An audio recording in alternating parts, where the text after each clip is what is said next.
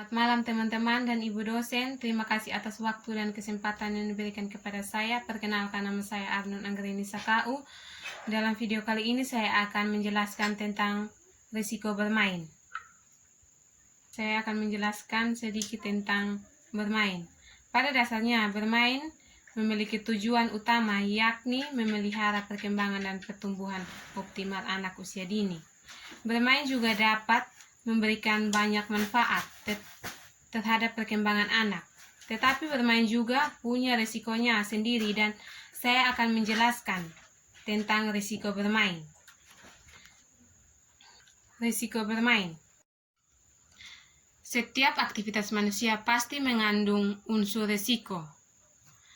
Risiko tersebut dapat ditenggarai berdasarkan 3 unsur.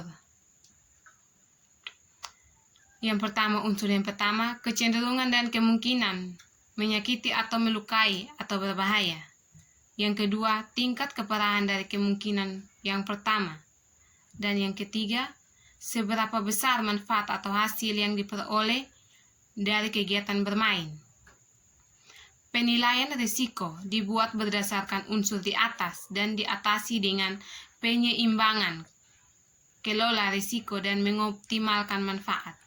Perkanon atau pengayunan perahu, misalnya, memiliki kemungkinan risiko yang besar, kemungkinan yang besar, seperti mendapatkan luka, tenggelam, terseret arus, bahkan kematian. Tetapi risiko akan mengecil seiring dengan kemahiran bermain. Sejalan dengan kemahiran yang dipersyaratkan, menurut David Balk 2012, faktor sosial dan psikologis juga penting dalam penilaian risiko.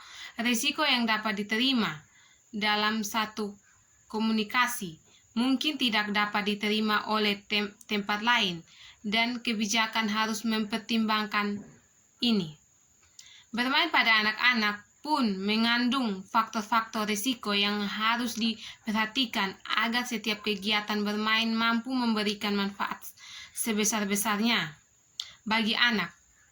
Beberapa psikologis mengidentifikasi beberapa risiko bermain, sementara ahli bermain Amin Dickinson 2012 menegaskan bahwa risiko mengajarkan anak bagaimana rasa gagal dan mencoba lagi, menguji batas ketangguhan mereka sehingga mampu menguasai keterampilan tertentu. Risiko adalah bagaimana penting dari bermain. Meskipun demikian, anak-anak perlu dikondisikan dalam situasi yang minim risiko berbahaya. Proteksi terlebihan justru merugikan anak. Anak perlu mengetahui risiko apa saja yang mungkin muncul dari kegiatan bermain agar mereka tetap berhati-hati. Di pihak lain, menurut Jasputra 2001, bermain memang menyenangkan.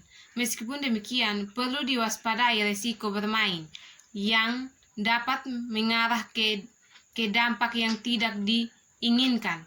Risiko yang mungkin muncul dari bermain sebagai berikut. Bermain berlebihan.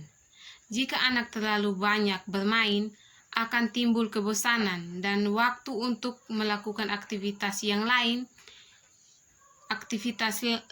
yang bermanfaat jadi berkurang. 2. Porsi main sendiri dan main bersama teman tidak seimbang. Main bersama teman sebaya memang penting untuk mengasah sosialisasi anak, tetapi anak juga butuh waktu untuk bermain seorang diri. Dengan bermain sendiri, anak berkesempatan untuk mengembangkan diri secara personal dan bebas meninjau. Jadi keduanya harus seimbang. Yang ketiga, ada penekanan berlebihan untuk main sesuai jenis kelamin. Misalnya, anak perempuan hanya boleh main boneka, bukan mobil-mobilan. Padahal anak di usia dini perlu diperkenalkan dengan berbagai jenis permainan dan mainan. Yang keempat, terlalu sedikit jenisnya, terpaku pada laba usia pada kemasan mainan. Padahal kebutuhan setiap anak berbeda-beda. Terlalu rumit untuk sebaliknya, terlalu mudah dan terlalu rapuh sehingga mudah rusak, membuat anak enggan memainkannya lagi. Yang kelima, terlalu banyak atau terlalu sedikit campur tangan orang tua mainannya sehingga mereka tak perlu memberikan arahan. Ada yang merasa anaknya tidak tahu apa-apa sehingga perlu diajari secara detail.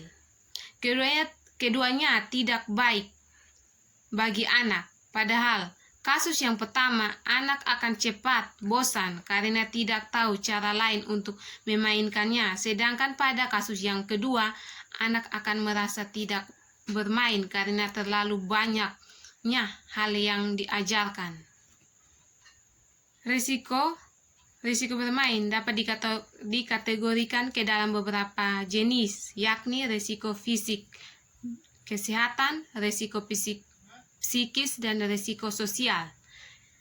Saya akan menjelaskan satu persatu. Yang pertama, risiko fisik dan kesehatan.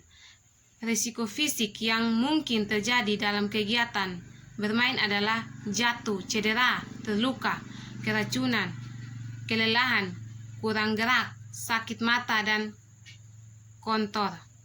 Jatuh dipandang sebagai risiko dasar bermain yang menekankan kekuatan fisik dan koordinasi motorik seperti lompat tali, sepak bola,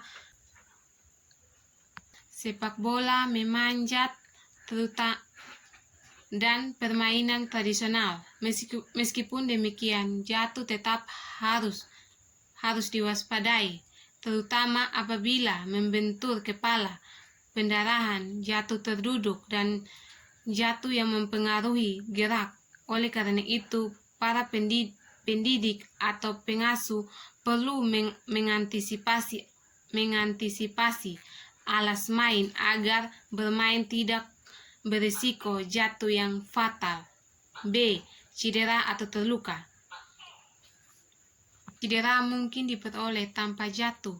Anak mungkin saja cedera karena tersangkut atau tergores. Anak mungkin belum memiliki cukup kehati-hatian. Mungkin juga mulai keropos benda-benda berbahaya yang masuk ke area main, seperti batu, kayu, tali, batu bata, dan lain-lain, dapat menjadi sumber cedera dan luka bagi anak. C. Keracunan. Meskipun jarang dilaporkan, tetap perlu diwaspadai. Seperti diketahui, anak-anak kadang masih suka memasukkan alat main ke dalam anak karena kandungan racun pada alat main seperti cat, bahan plastik yang berkualitas buruk, dan pewarna kain. Perlu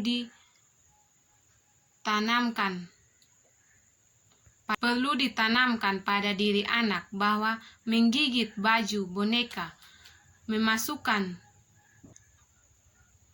anak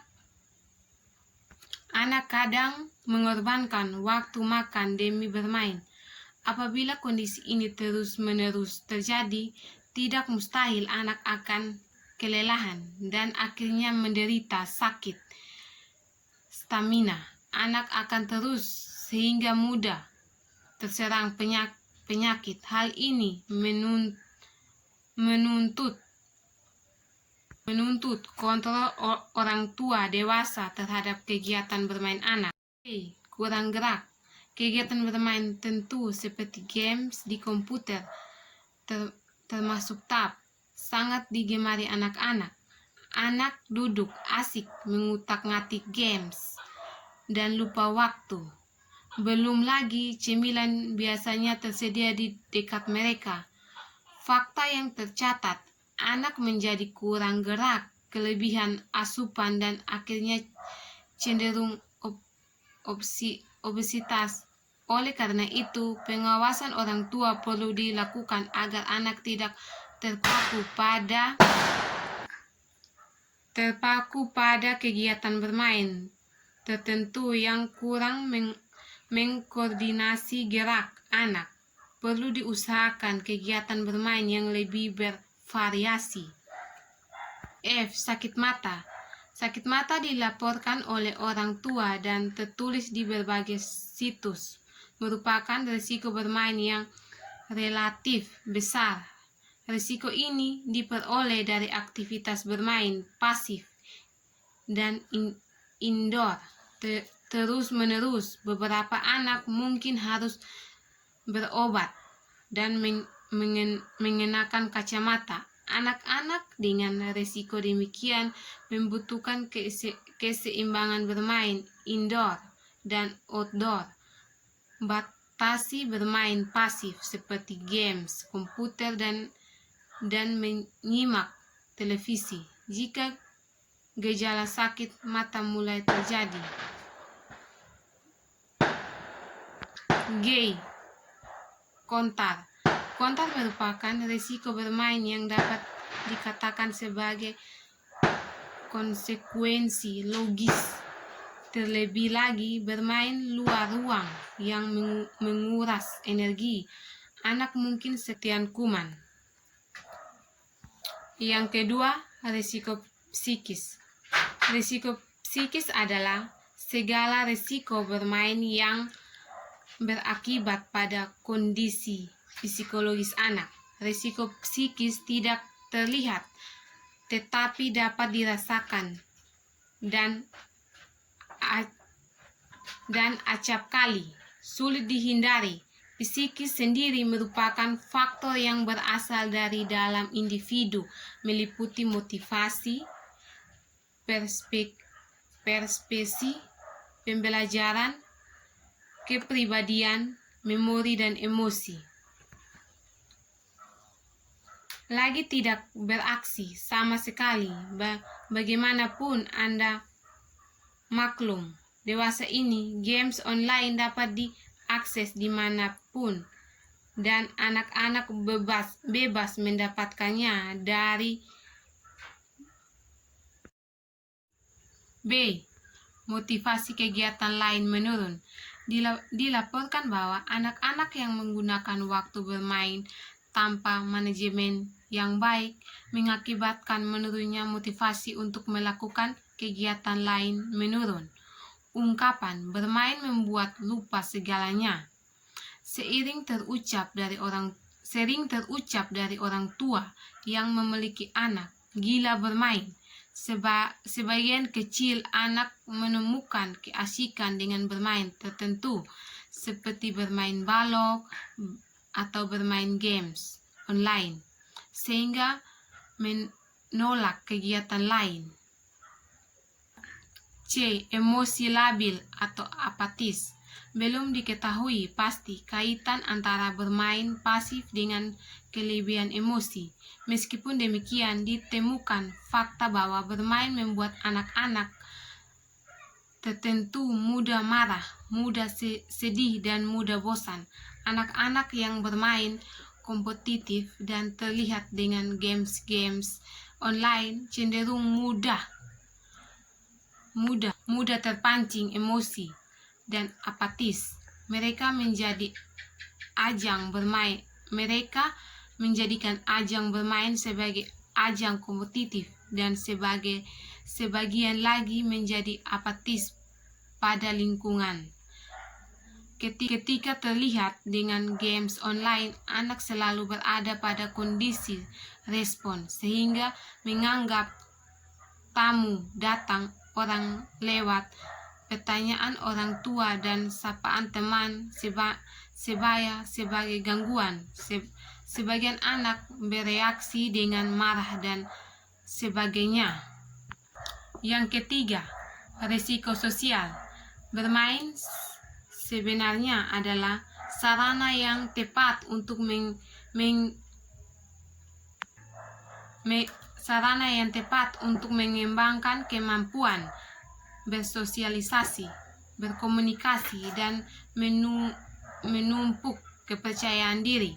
Meskipun demikian, bermain juga memiliki risiko yang bertolak belakang dari manfaatnya, yakni risiko sosial. Risiko sosial adalah segala kemungkinan berkategori negatif terkait dengan hubungan dengan orang lain, masyarakat, dan pandangan kultural yang tergaris sebagai risiko sosial bermain antara lain seperti bertengkar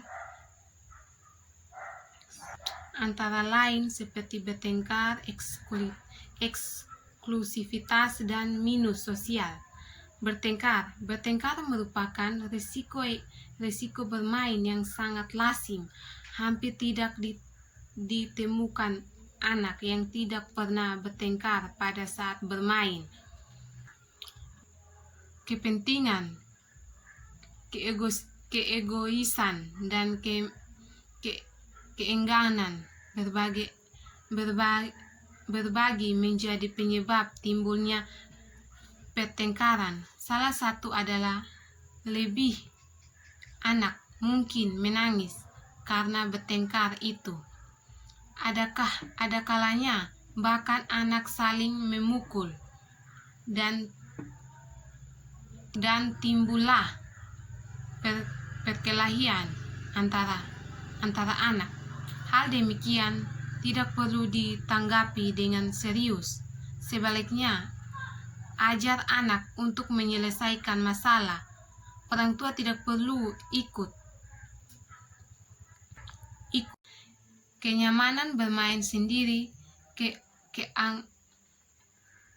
keengganan menunggu dan berbagi membuat anak tidak mau mengingat zona anak bermain. Anak tetap memilih bermain sendiri, asik sendiri, dan menolak kedatangan anak lain karena dianggap sebagai pengganggu. Orang tua bahkan mengomentari anak yang demikian sebagai anak zombie. Akibat lebih jenuh adalah anak tidak mampu membangun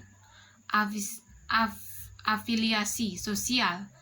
Oleh karena itu, penting bagi orang tua membatasi kegiatan bermain sendiri dan menyeimbangkannya dengan bermain dalam tim.